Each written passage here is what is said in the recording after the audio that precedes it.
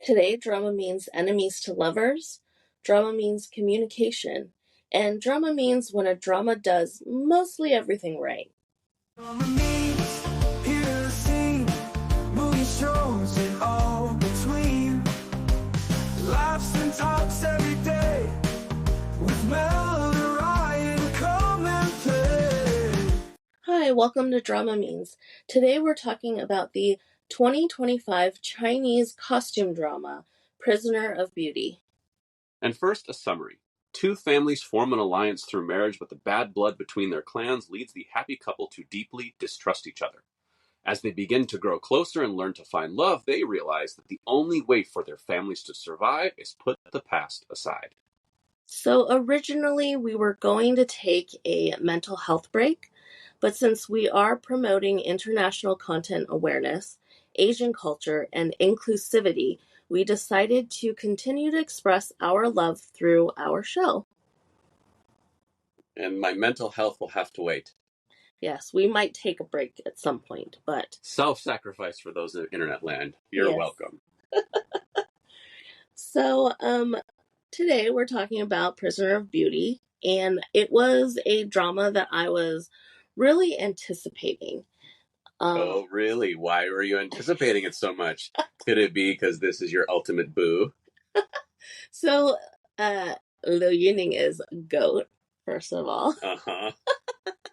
Seems like you can't turn on the TV without seeing this guy. Well, it's true because he has his hand in a lot of, like music and acting and variety shows. He's just an all-around guy, kind of perfection. Uh-huh. So, which also is interesting because, man, every time he's in a drama that is like doing well and he's gaining popularity, there's some kind of group of people online that really, really wants him to suffer. We saw it with Journey to Love. That he wasn't good enough. He wasn't good enough for that to be what's her name's like partner. Liu Shishi, yeah, like they wanted Wallace Huo to be, the leading man in that drama, and then this always comes up, but there's a group of people that think that Liu Yu Ning is super ugly. I'm pretty sure it's the jealous husbands of the wives who swoon over him. I'm pretty sure it's like husbands against Liu Yu Ning. Yeah, probably. Whatever it is, like, I think he's quite a dreamboat. Well, why do you think it's specifically him? We don't see this hate necessarily with other leading men, where especially like the physical attacks, like he's ugly. Ugh, so gross. Why would anyone think he's attractive? Like, it's so weird and specific to him. It's not, but mainly because we watch a lot of his drama, so he gets a lot of that attention, but he gets a lot of hate. They keep bringing it up, like in his past, before he entered the entertainment industry, he was married and then divorced.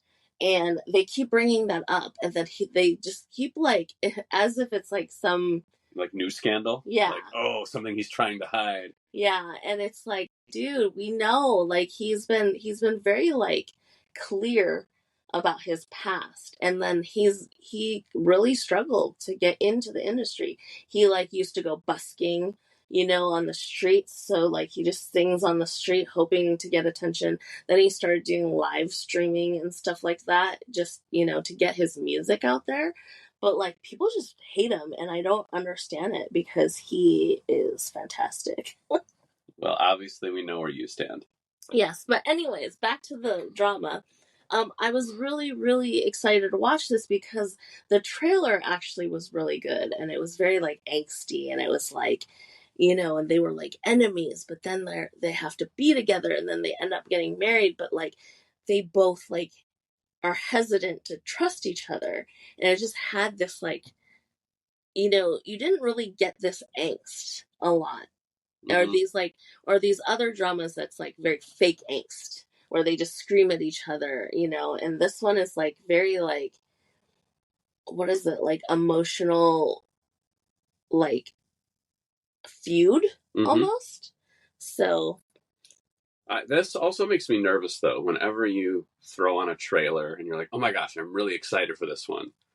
The trailers can be so deceiving, and so many times the ones you're the most excited for are the ones that I hate right away. Like the first episode, I'm like, I don't want to watch this. The Fox Spirit Matchmaker, the Blood of Youth one, what was that one called? Dashing Youth. That was just like all these ones. There was the other one that was about, I can't even remember, but it was like fantasy-ish.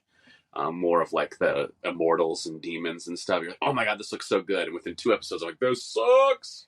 Yeah, I've been burned several times, and it's the ones that I was really excited for. I generally tend to like the darker ones, a little more like angst and emotional struggle. I do like some lighter stuff, but for the most part, the ones that like attract me are the trailers that look kind of dark. And then you watch the drama and it's like, oh, it's bad production value, it's a cheap, you could tell it's like low budget or, things like that. And then you just get really disappointed. Well, they can make the trailers almost look like movies. Like some of them just look like, wow, this is going to be a 30 episode, feature film with the quality, but they're just showing you like super rendered visual effects and things that are like, oh, this is like all of the action in the entire show in a 2-minute trailer. And then now we're going to take 35 episodes to show you that 2 minutes of action. Yeah. But this one, it did not disappoint, which I am very glad because it was really high on my list and I was super disappointed when, Song Zuer, like her whole tax scandal. And so they literally had an airing date and then she had her scandal and then they just didn't air it. And I was so upset. But now, after Demon Hunter's Romance and then now this, like I'm so glad it aired. So this was the whole reason we watched Demon Hunter's Romance, because they released that and you're like, oh my gosh, if they're going to release that, that means she's not canceled anymore and they're going to release the Liu Yu Ning one. Yes, that is why. The truth comes out. I do like her, though. Yeah, she's very good. Yeah. I think, like we talked about in that episode of like, the Demon Hunter's Romance, like most of that show was pretty strong and she was pretty strong in it, an interesting character, and she had a arc, and the same thing here. Like, I feel like you give this actor material and she performs. Yeah. With Demon Hunter's Romance, she was able to play like her character in several different ways. Mm-hmm. And that I feel like was like really great. But in this, like her character has been really strong and like smart in a different way than how she was in Demon Hunter's Romance. Yeah, it was very different, like much more stick up for herself a little more, maybe. Yeah. To me, I feel like this drama is one of the better enemies to lovers dramas. Well, they start very far apart. I'm very surprised. I don't know how believable it is because I don't know how anyone could like agree to marry someone where their family had a hand in killing most of your family. Yeah, he has a big mountain to climb to get his trust. Yeah. And I do like where it starts because it gives him a very justifiable excuse of why he's an a-hole. I was just thinking about that because in Pearl Girl, if you remember, his character in Pearl Girl kind of starts off as this very cold, like calculating character because he's like, for better or worse, a pirate. Yeah. But like sometimes you're like, why is he such a dick? Yeah. And here you do feel like, no, like he should kind of be a dick. Yeah. Like you can't like, he has that emotional trauma and it is like he definitely has the justification of like being mad at her whole family and wanting revenge, so we understand it, whereas a lot of these other shows where they just really like that like aloof, like domineering male lead character, which I'm not a huge fan of. Like, I don't understand it. Like, I always believe like you should just be a nice person. Not like other people can like step all over you, but like for the most part, you should be cordial. Yeah, why does the leading lady fall in love with the a-hole anyway? Yeah, like that is weird to me. For this, it was very like they each wanted something in this relationship, and they kind of, well, she wants it more because it's a matter of if he's gonna attack her own country or not, and if he's gonna actually kill her whole family, you know, to avenge his. So her goal has to like work, like it has to happen, right? And it's just a matter of how she can get the most out of this deal. And it's really nice to see how she kind of works her brain magic. Her brain magic? Yeah, we call smarts and intelligence brain magic. Okay, sure. I mean, it is rare these days, so I guess, intelligence feels like it's rare in this world. So Yeah. I'll allow it. Yes. So we see this, and it is fun to see how like, but it's like you're watching this like verbal sparring, right, between the two characters, and the emotional like sparring, and it's really really intriguing, and it's just angst done well. I mean, I think one of the things that, when it comes to enemies to lovers, that I think a lot of filmmakers and writers forget, it's done best when neither party is showing up to find love. Like neither party is entering this relationship to be lovers. So they're very hesitant and not compliant in the story itself of friends to lovers or enemies to lovers. Not friends to lovers, the opposite of that. But I think in this one, because they start so far apart, the writers got to have a little fun with that of like, they're not meant to be together at all. And now neither of them are here for that. So when it happens, it kind of is even that much more satisfying. Yeah. And just the build up in this, from like how they are as like people that really just don't like each other and don't know anything about each other, to hesitant, but we're gonna cross a certain line of trust, and then to, hey, we actually trust each other, and we realize that they both have a reasoning, and that they can respect each other's reasoning. Yeah, this relationship takes a little more patience, I think, for the characters and for the audience. Like, they're not going to be making out in episode 2. Yeah, definitely a slow burn, which I appreciate, because I appreciate really getting to know someone before like falling. And the thing is with him, it's like he fell. He for sure fell, and he's still struggling to allow himself to like have fallen. Because what that means for him is, if he's fallen, then that means he's gone back on his word, and he's betraying his grandfather, his father, and his oldest brother. Yeah, it's the opposite of what he should do as far as the filial son, that idea. Yeah. So it is a very good inner struggle. For me, his inner struggle is a little weaker, and I don't know if it's through the writing or through the acting. I do think Liu Yu Ning has improved a lot with his acting, and he's actually pretty good. But there are some moments that like it doesn't quite hit yet. Mm-hmm. And I think with this, you can see like the inner struggle. It's very like surface.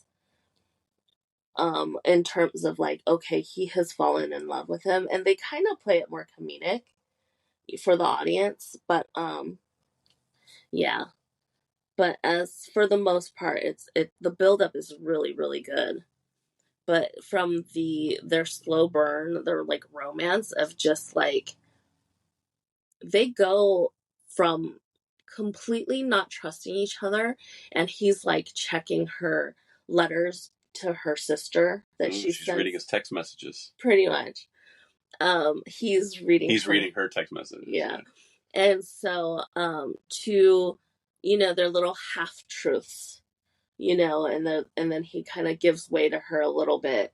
And then finally, towards the end, it's like they talk about everything. Anytime they have an issue, they will sit down and they will tell each other, the things that are going on, the things that they're thinking, their worries, their concerns, it's just, and she really becomes like the head of the household in terms of the family. I mean, I think you need that evolution, especially when you're talking about 36 episode series. Like, the faster you move the romantic plot and even just the plot, like the faster you move these things, the less runway you kind of have at the end to be like, wait, why are we still watching this? And we see things get repetitive. And not saying that this one doesn't kind of go into that kind of repetitive bad guy and emotional, circles that we see with these long series, but you have to be willing to enjoy each stage of the relationship when you're talking about 36 episodes. I do think 36 episodes is a little long for this one. As good as their romantic story, the actual plot gets, as you said, repetitive.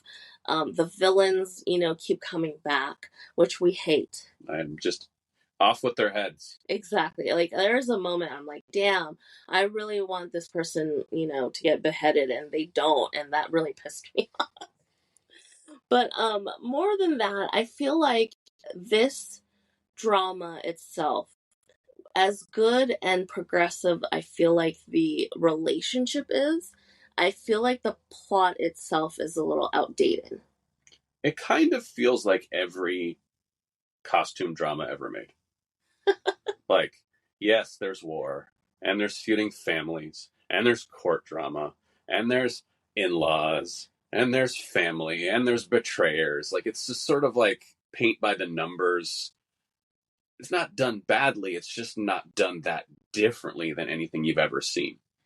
Agreed. And it's just the characters have become very like cliche, basic villains, and then the annoying, mother character, it's just like loud and obnoxious and like, completely unreasonable, and the villains are all just pulling the same schemes we see in every single drama. And if maybe for people who are new to Chinese costume dramas, it might be intriguing, but if you've watched a lot of them, as we have, it's very, very recycled. Well, and also sometimes the sequences, exactly where they're going, and they take forever to get there. So if you've seen even a handful of these costume dramas, you're like, I get it. She's going to throw herself off the wall so that her husband doesn't have to fight Liu Yu Ning anymore. So, like, we know that's going to happen. So why is this scene 30 minutes? Yes. Like, there's no question that's the only thing that's going to happen in the scene. I literally sit there and wait and wait and wait for the inevitable to happen. But it takes them episodes and episodes and episodes to get there, even though they're like dropping you hints. And then I guess it's supposed to make you feel smart because you know what's going to happen, but it takes them so long to get there that you get so sick and tired of it. No, it gets tiring. Yeah. I mean, I think like you have to keep your audience like off guard. If you're going to zig, like you have to either zig before the audience is ready for it, or you have to zag. And so that way you're always keeping your audience off balance. So they think they know what's going to happen and they can feel smart. Oh my gosh, I can't believe that happened instead. And really great shows dangle that fish hook and let you start to guess where it's going. And then they either go there earlier than you were ready for, or they go a different direction. And this one just kind of felt like they were dangling the hook and then we're just big fat fish being like, feed us the hook. Yeah, exactly. And also some of those like clues and hints that they drop you are so blatantly obvious. Like, okay, there's a very likable and important character that ends up dying. Yes. And the fact that the way that they shoot it is, I'm gonna go die now.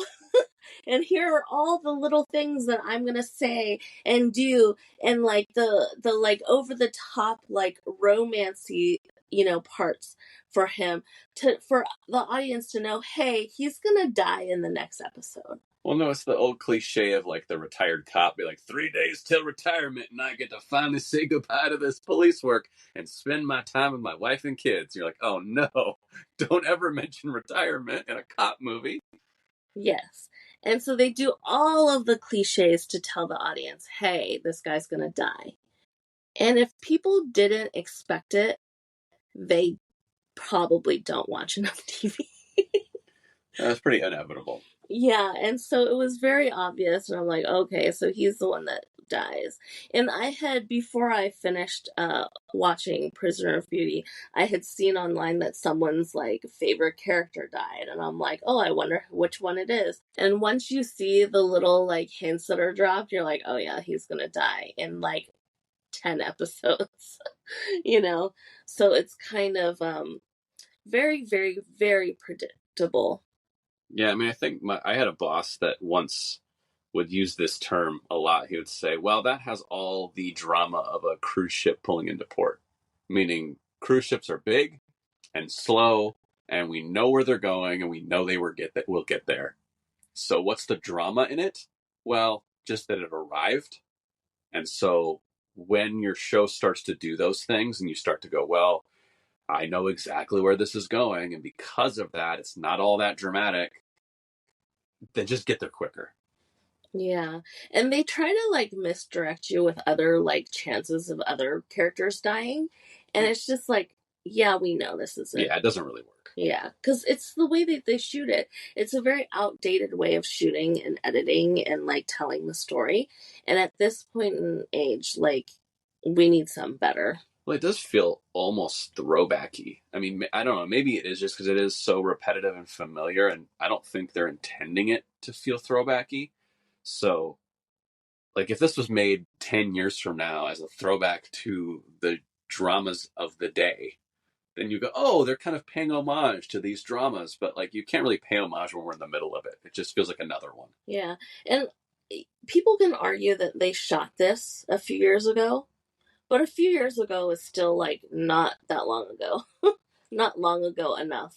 I just also feel sometimes with these shows, and I think I've said this before on the podcast, is that they feel a little premiseless. Like Pearl Girl kind of had a premise. Like he's a pirate and she was this pearl diver and she's coming away from this very unique world that we haven't necessarily seen a lot of. And so you look at it and you go, oh, I kind of can sink my teeth into the premise. This one is kind of, when you go to describe the premise, like it's very circumstantial. It's like, well, two families don't like each other. And then like even kind of thinking about summarizing it, you're like, oh, this sounds like almost every one of these dramas. Yeah, I think the only real thing that they were going for is the relationship, and that's why I think the relationship part of it is very good. Yeah, it definitely like anchors everything else because it just feels like paint by the numbers when it comes to the bad guys and the good guys and the fightings and all that kind of stuff. Yeah, which also the fighting, the action in this, which is almost non-existent. I mean, there's a few fight scenes, but for the most part, it's not good.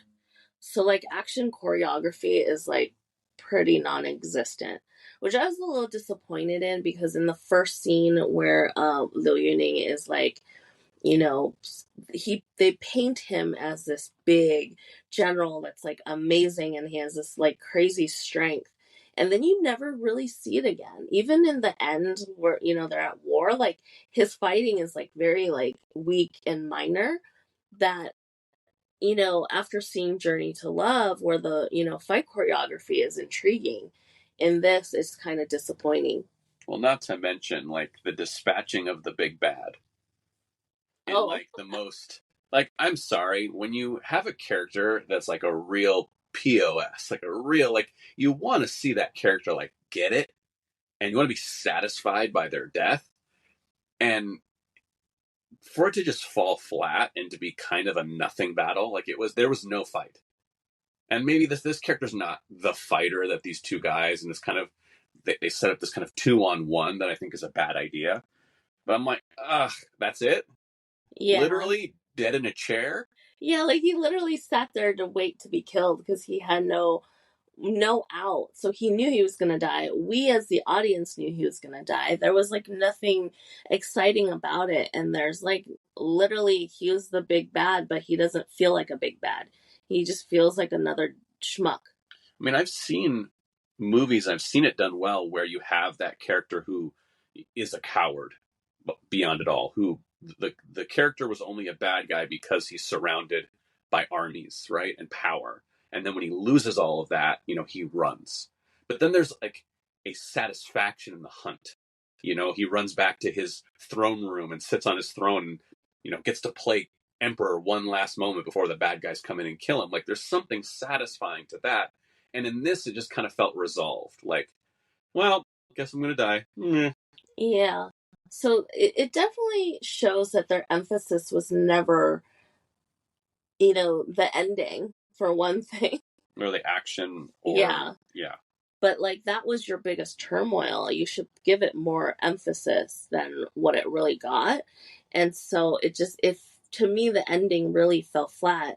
And definitely they could have cut like a good 5 episodes out of this. Well, if you're going to make me watch bad guys for a really long time, and to the point where I'm calling for their heads many episodes before I actually get it, then when you actually do chop their head off, it has to be satisfying. Yeah, I also feel like they needed a different villain than him because he was like the first villain. Yeah. And he was already defeated. And then he gets to go back and then become the villain again. It's just like, find somebody else. There has to be something else. I feel like we've watched quite a few dramas lately where the bad guys, the villains, didn't really feel that villainy. And they're kind of a joke from the beginning. And they do horrible stuff, and they create horrible stuff for our characters. It's not like they don't do bad things. But when it comes down to the fight, you're like, that's who I'm like paying for like the main event? Like box office mano y mano main event pay-per-view. It's like, that's the fight? Yeah. It definitely fell flat. Out of all of your characters, the strongest character is Qiao Man. Or Man, whatever you want to call her. Potato. Yeah. So, and it is true, like the way that the way he calls her mm-hmm. is like, her title basically. And then, and then it's like, then finally they kind of have this thing, and then they call it like Nu Jun, which means like the girl, the female ruler, the female head of the house, kind of, mm-hmm. right? So then they call it, that replaced wife basically for them, right? Mm-hmm. And then he starts calling him Man, which is like a very like loving, endearing, her name, so that was good. But her character was strong and smart and really knew how to like work them. Mm-hmm. She had the moments where she had to like bow down to him and like kind of like, show a little bit of like submissive side. Yet there are times when she's just mad at him, and then he's like shaking in his boots because he fucked up and he made her mad, and and then like she has the cute side where she like pretends to get drunk and then like, does all the cutesy things. So it's just like, it's kind of fun to watch her character and then the way, she kind of schemes herself. Well, they give her things to do. She's not just a damsel. She doesn't have like the dumb idea and like, just wandering into trouble. Like it feels like they're giving her things and her character can like contribute to the story and contribute to the winning. Yeah. Not just a romantic partner. Yeah. And sometimes like, I guess like in chess, or like there, sometimes you have to retreat to, move forward or something, right? And she does that a lot as her character when like she has a confrontation with, her mother-in-law, and she's trying to retreat, and then like the mother-in-law is just annoying and pisses her off, and then she literally like lectures the mother-in-law about how bad of a mom she is, and it's just like, I love seeing those moments where like she generally, retreats a little bit and gives room, right? Until you overstep those boundaries and she's gonna, lay waste. Well, I'm having such a hard time lately with characters who are just so earnest in their situation where they don't comprehend kind of anything that's going on around them and they just say what's on their mind, even when it is like the single dumbest thing to say in that moment. Like, you can't help yourself because you have to say your mind, to say this thing. Like, stop being so dumb. Yeah. Like, play to win tomorrow, please. And at least we get some of that here. Like, play to win the next hand. You don't have to fight everything because you just run yourself into a brick wall and you seem stupid. Like, you don't have to win every argument. You have to win the important arguments. Yeah. So I really appreciate her character. Her character is definitely my favorite. Whereas Wei Shao, he's good, but also kind of stupid. For what his character is, he's supposed to be this like ruling, although he is a little self-conscious because he never really knows if he's doing the right thing, because he for his whole life he's always been the child wearing the adult's pants. Mm-hmm. Big boy pants. Big boy pants. He has that kind of chip on his shoulder a little bit, and always like he does something and then he second guesses himself a lot. Right.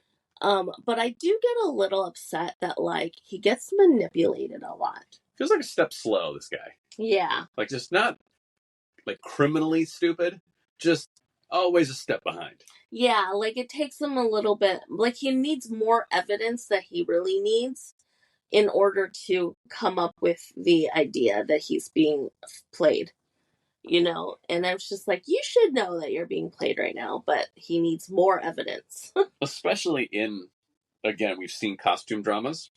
They live in a costume drama. Like, scheming is the thing.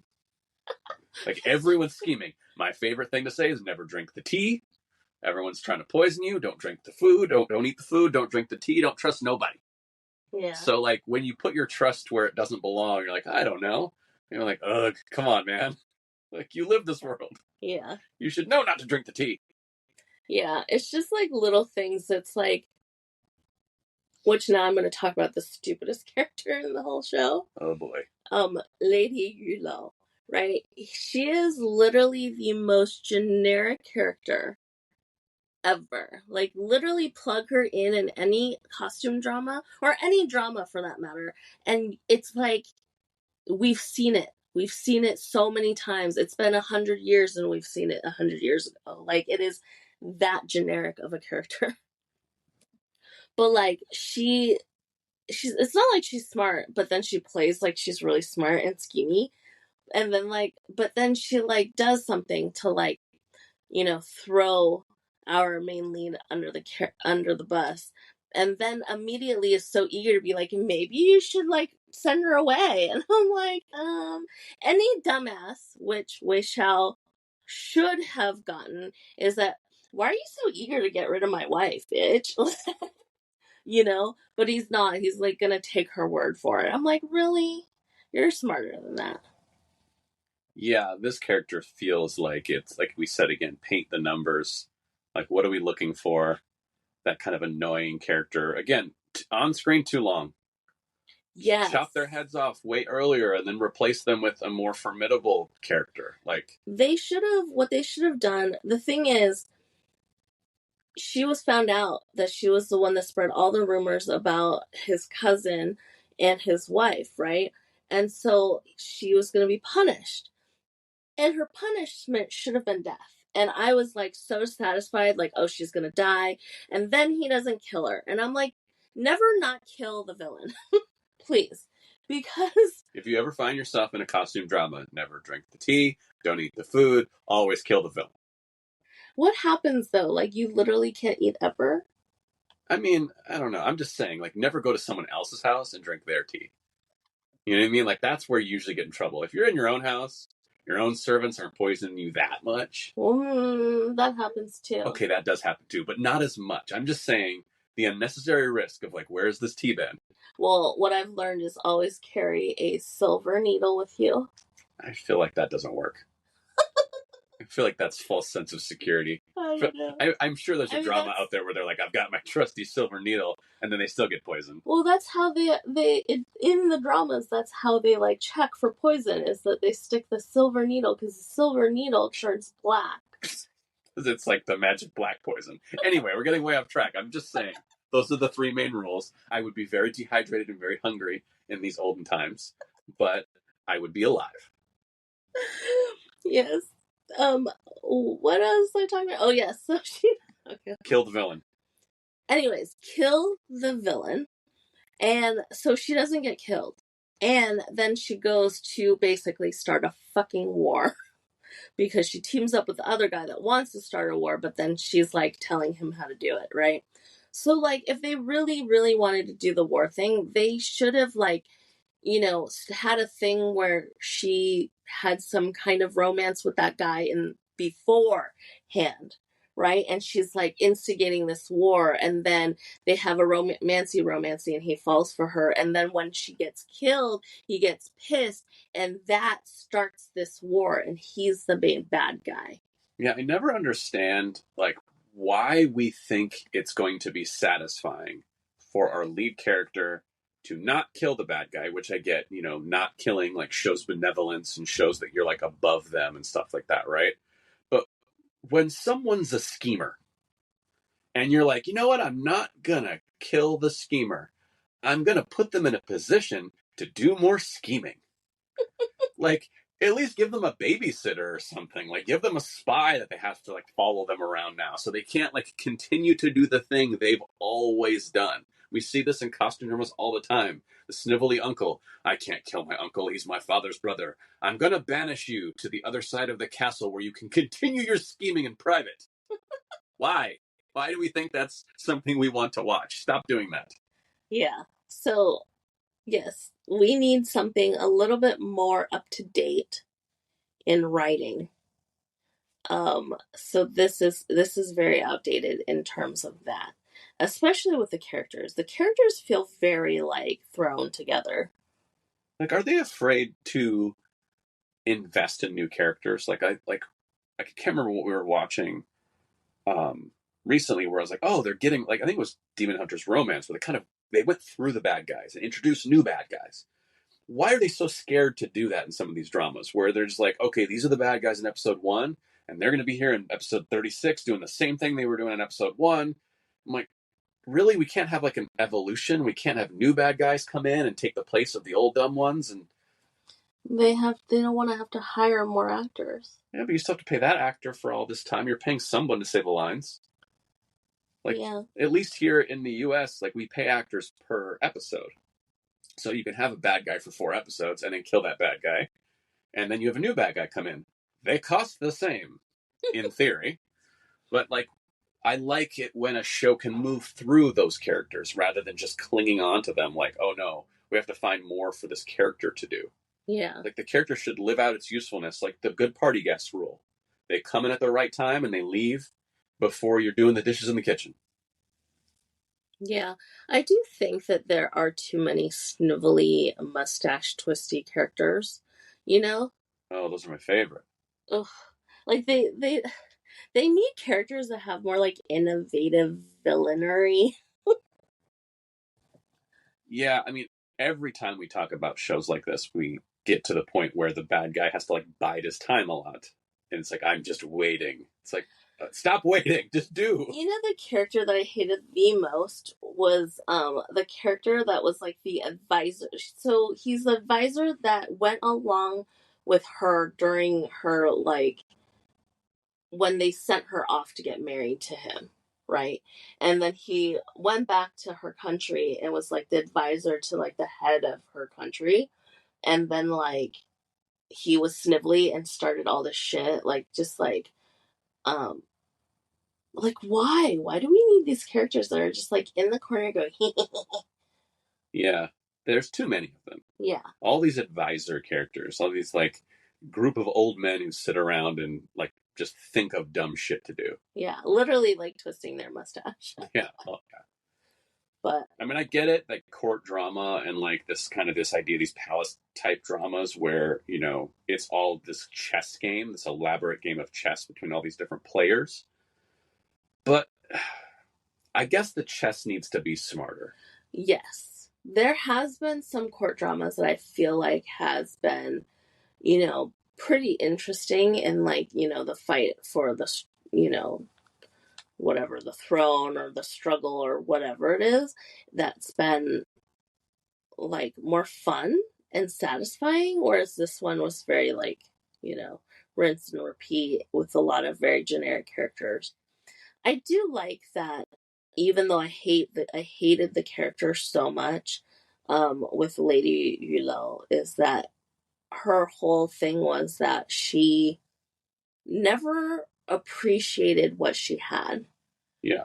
And she always blamed everybody else and her you know, her family and like her family background and stuff like that for like what she didn't have, but never like opening her eyes to realize that like she had 3 men that truly like loved her.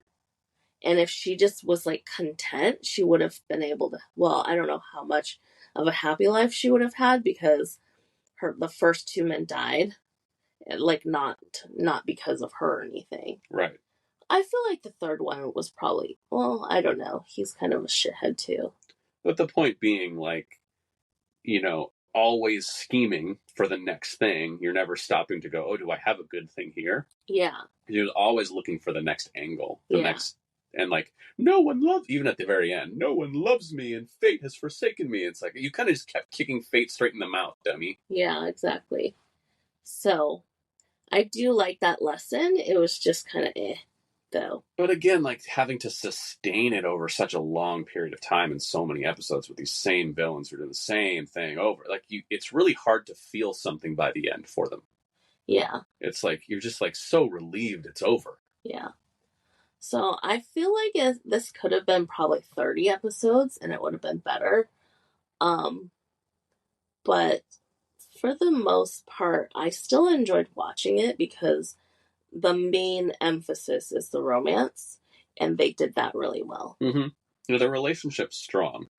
It's a shame because this could be a lot like higher letter grade, a lot higher regarded if the plotting would have matched the emotional journey. Yes. We do like that it was a happy ending. Yeah, it's nice to see not everyone die for no reason. Yeah. Or just like end up apart for no reason. Yeah, that like Journey to Love and Demon Hunter's romance. You're just like, wait, why are we just being miserable to be miserable? Yeah. So, we are glad that they have a happy ending. I know this is so off topic, but I feel like one of the 3 left in the, you know, the 4, you know, generals of his team, I think one of them should take over and marry Xiao Tao. That's just weird. I think in any other context, that's like really creepy. That is. You're like, sorry, bro, you died. No, I totally agree. Hope you don't mind me moving in on your chick at your gravesite. No, like you literally said that while they're sitting at the guy's grave. You're like, I hope one of them marries her. I'm like, he's right there. Like a long time later, like, you know, maybe 5-10 years later. You know that happens though. I understand. It's still just like a little gross. It is to a little think about gross. It at that moment. It's weird. It's a little gross, but I was thinking, like, you know, usually when your comrade dies and leaves, you know, behind like a wife or something, you go and check on her and you like try to, you know, take care of her in place of your bestie. And then at some point you know, develop I don't know. Please stop. You're setting feminism back 25 years. I know. You're like, so the way that they did in the old days is when your husband died, you were forced to marry someone else. No. First of all, they never got married. Second of all, it's like they are in the olden times. I understand the sentiment. Still no. Fine. My off-topic thing is, can Liu Yu Ning do some modern day stuff and stop doing all the period dramas. I just want to see him with short hair. He does. I watched that one with you. I mean, okay, then I didn't remember it. Are we going to do an episode on that one? No, that I don't remember? It was like an older one that I watched, but Okay. you remember it. He's like kind of the debt collector guy. Oh yeah, that one was dumb. Yeah. A good one. We'll see what he comes out with.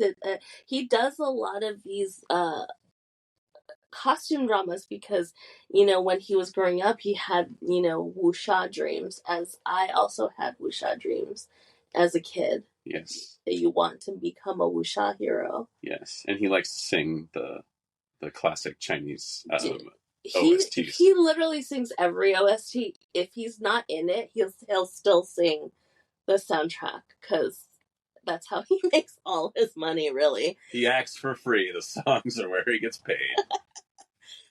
But yeah, so yeah. So my rating for this. Okay. And even though the plot is weak, the romance was very strong. I give it in the buffet line. Woof. Seems high. I liked it. It was actually really good still. On board karaoke.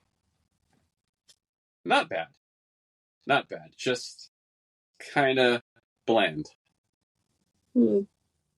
Just kind of bland. Too bland for the buffet. No.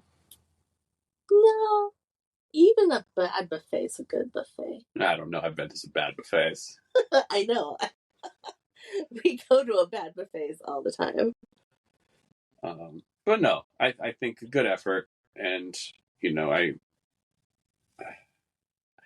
I just want to see new things. I think I'm starting to get a little irritated with some of these costume dramas that just feel like the last one, and you're just waiting for the moments that you've seen 100 times. Like, oh, they're going to do that thing I've seen.